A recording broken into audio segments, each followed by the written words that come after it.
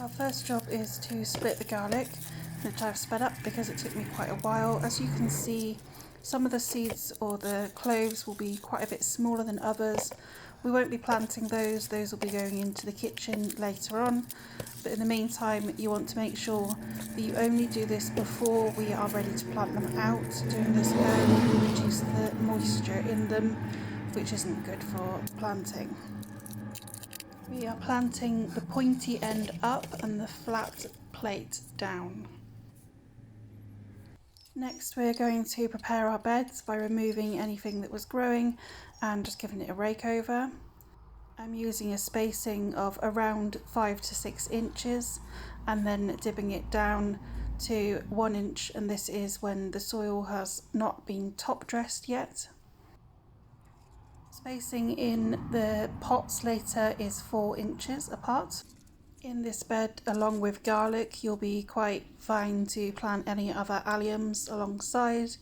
You do, however, want to avoid planting where alliums have been the year before to avoid any pest or diseases that could already be in the soil. Alliums include any garlic, onions, chives and leeks. I'm covering with manure. As you can see, this is well rotted. It wants to look like compost.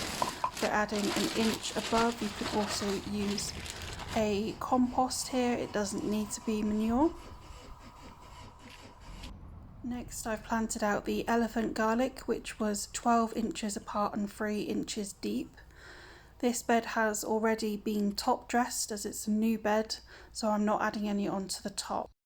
Next, I planted a few more into this large pot that was originally used to grow potatoes in.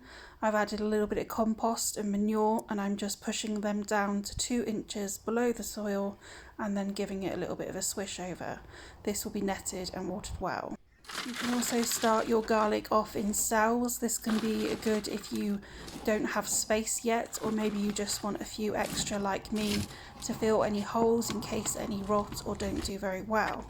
We're just going to firm the compost down well, making sure just to push it in a little bit and make sure there's no big air pockets, and then we're going to pop the garlic in with the top bit just slightly popping out the top.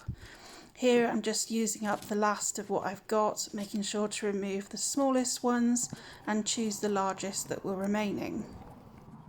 Next we're going to water well, keeping an eye on the weight of the tray as to not overwater it. This is harder with a peat-free compost as it often looks dry when it's not. Then we're going to water everything outside, make sure that's well drenched, and it probably doesn't need watering again for some time. Next up we're going to net them. This is an EnviroMesh type, which is quite a small grade for Allium leaf miner, which I then clip and weigh down with stones. You may want to use a larger one if you've got pigeons.